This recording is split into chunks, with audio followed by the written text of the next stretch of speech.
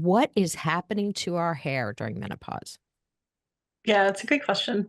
So basically, we're seeing a decline in estrogen and progesterone, right? Of course, right? We're not going to have cycles, we're not going to have babies.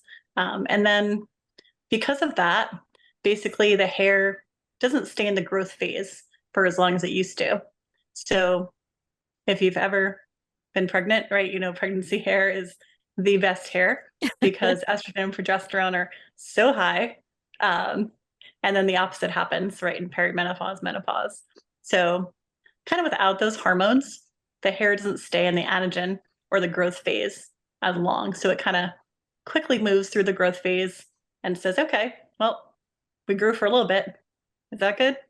Okay, perfect. And then kind of sheds or just stops growing. So that's kind of the option on that side. And then from like a testosterone point of view, I always think of like estrogen and progesterone as these like chaperones for testosterone. Like testosterone to me is this like unruly child on the playground, right? He's gonna swing the swings and smack the other kids and do things he's not supposed to. So without his chaperones, right, without estrogen and progesterone, he can be bad. And the way he likes to be bad in the body is turned into DHT, this hair harming hormone. So estrogen, progesterone are low. The unruly toddler that's testosterone becomes unruly, turns into DHT, and that's going to cause like a wider part or recession, like here or here. Your scalp loses collagen. It's not enough that our faces are losing collagen, but now our scalps are losing. Can you talk about that? Yeah, absolutely. I think sometimes, especially if you have longer hair, um, we don't really think about our scalp as skin, right? Like it's just kind of the place where the hair comes out, right? Maybe it just is, really not in our mind unless it itches, right? Or unless it's causing like a problem. Um, so, I mean, I can tell you this is what I do all day, every day, and I don't really think about it, right? So it's like it's covered over, out of sight, out of mind. But it's just like the skin here, right? Except it has a whole bunch of little follicles, right? Little holes that the hair comes out of. So yeah, unfortunately, ooh, as early as 25, we start to see the Ooh, body that break. hurts. I know, I don't want to say it. I was like, oh, 25? That's Mhm. like a baby. Um, but yeah, the body starts to break down the collagen in our face and in our skin right up here and say, okay, I don't think she's using this. Let's take it and put it somewhere else, right? Let's put it in the joints. Let's put it in the muscles, because really that's the priority for the body. And we start to see that change when estrogen starts to change a little bit. So we can see that, even as early as 25, 30, 35 is like that sweet spot where it really is starting to change. So again, once we lose that, I'll call her executive director, that is estrogen. Um, that executive director keeps the collagen here. Once that starts to go down, then the body says, okay, we don't have a boss right now. So we're going to take that collagen and put it somewhere else. Yeah, we've heard that, or I've heard that a lot. That, and you mentioned that earlier, that when your body doesn't need your hair, you don't have to have your hair to live. So it's going to another part of your body. But mentally, there's such a connection, especially with women, with their hair, and it's just your overall mental well-being. There's that connection. They always call it the crown and glory, things like that of your body. What can women, if they want to contact Nutrafol, what can they expect a consultation to look like? Yeah. So probably the best way to kind of get in touch with our brand is actually to go to our website and go to our provider section. So we retail to physicians, dermatologists mostly, and they're probably your best resource for our product because then they can do that consultation, right? Then they can kind of go through your whole history. They can spend time with you, talk about your skin, talk about your hair, talk about your family history, right? Get all those details down. And then, as authorized partners, we're able to sell the product too. So they can see you, they know you, right? And then they can recommend and monitor you, right, on the product as like an advocate, really, to really maximize your hair health. What role does genetics play? Because, a lot of people will say, oh, if your father had hair problems, then you might have, like, is it a paternal, maternal? What role does genetics play? Yeah, so I think they've done a lot of different research.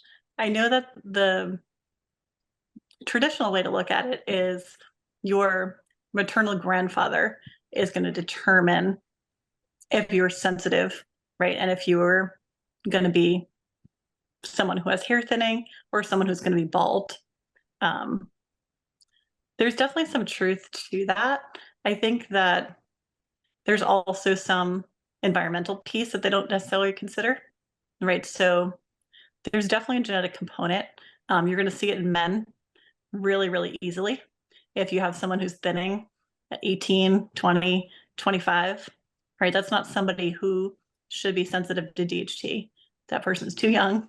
But unfortunately, their genes have said, hey, the receptors that are around your hair, they're going to be really sensitive to DHT. Whenever you make DHT, all the DHT is going to do is bind there and shrink your hair. But I'm a huge believer of there's something we have to do to kind of like turn on those genes. I don't know about you, but any teenage boy I ever met doesn't have the best diet, right? So I think that people who are eating high carbs, that is a perfect way to turn on those DHT sensitivity genes. So say if I'm 16, right? And I can maybe speak to this. This is how I ate when I was 16, right? Chili cheese dog, French fries, a whole bunch of junk.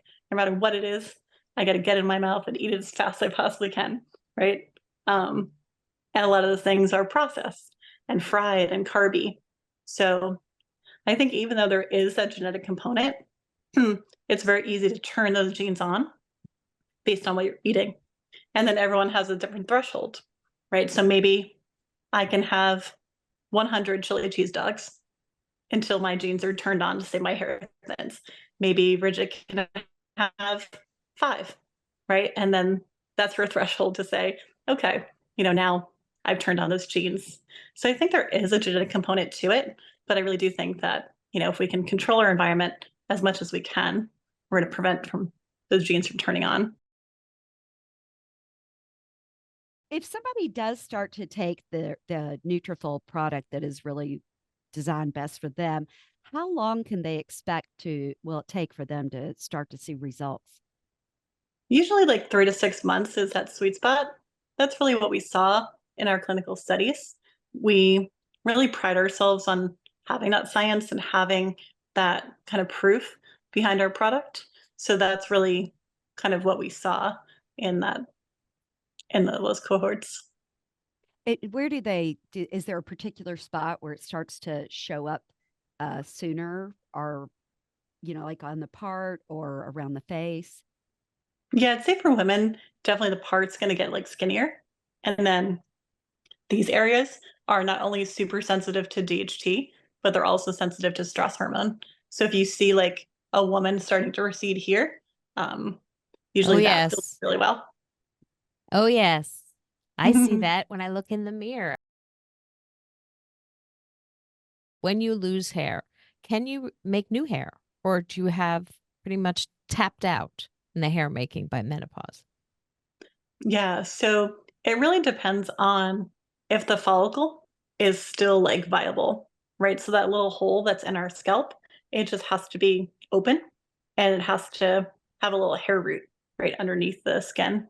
So an easy way to tell that is actually go to a dermatologist. They can hold that microscope up to your head. It's called the trichoscope.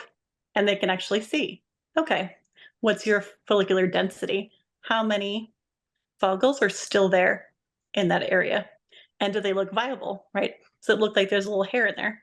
So that's the technical way to do it. The way to do it, just if you're looking in the mirror, if you see skin that's shiny, that is likely no longer viable. when DHT binds to your hair enough, it says, okay, shrink the hair, shrink the hair. And then it says, oh, okay, this must be what she wants. So I'm going to keep doing that, so much so that the body covers over the follicle with skin that doesn't create hair anymore. As the number of times you should wash your hair, because I've heard everything. I've heard you can go several days without washing or wash every day. Is there anything there that is helpful? Yeah. Yeah, it's a good question. I think that for us, we would suggest daily use, but with a product that doesn't really strip your hair, right? I think there's a lot of like harsh products out there, and then they're not really focused on that microbiome. They're just almost focused on like clearing out everything. There should be no organisms. There should be nothing on your scalp. Um, but that's like not human, right? So like if you're stripping it that much, it's almost like you're kind of bleaching the floor, right? You're just stripping everything away. Um, and it's, it's not like that, right? The scalp is a dynamic system, it's living. So we want to make sure that if we are washing every day, which is our recommendation, that we're using something really gentle. That's not only stripping, but it's adding nutrition to the hair, adding good bacteria to the hair. When you brought up bleaching, you were saying the bleaching the hair, and I know all these companies will sell this like in between a wash, use this purifier or whatever it is. But with hair color and just chemical treatments, how much of a factor does that play into hair shedding? Yeah, it's a great question. So I personally have genes that say when you turn 20 years old, your hair should be gray. And I was like, Mom, thanks. Cool. Uh, so that was tricky because my hair, this is my natural color. It's very dark. So I get that like skunk, right? Kind of look, um, which is not something I was ready for at 20 years old. I don't think I'm even ready for it now. But thinking about that, right? I've been someone who's dyed their hair my entire life, right? Because I didn't want that aesthetic yet. Um, I think there are a lot of oxidants in color, right? Things that are going to damage the hair and the scalp. But for me personally, it's a trade-off, right? So I make sure to take my Nutrafol with all its antioxidants in there, right? I treat my scalp really well. So I try to offset the oxidants that come from color because, are they damaging? 100%. But, for me, like I said, that's not a trade-off I'm willing to accept. So I want to be dark as long as I can. So I feel like if I can do the supportive treatments, then, I can keep up with my color. So saw palmetto is going to be key for preventing that conversion of testosterone to DHT.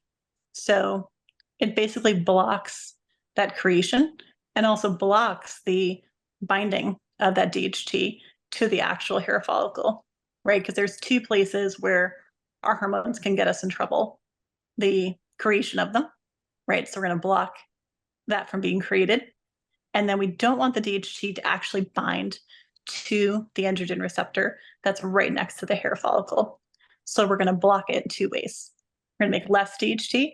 And then once it comes, tries to bond, we kick it off with that saw palmetto.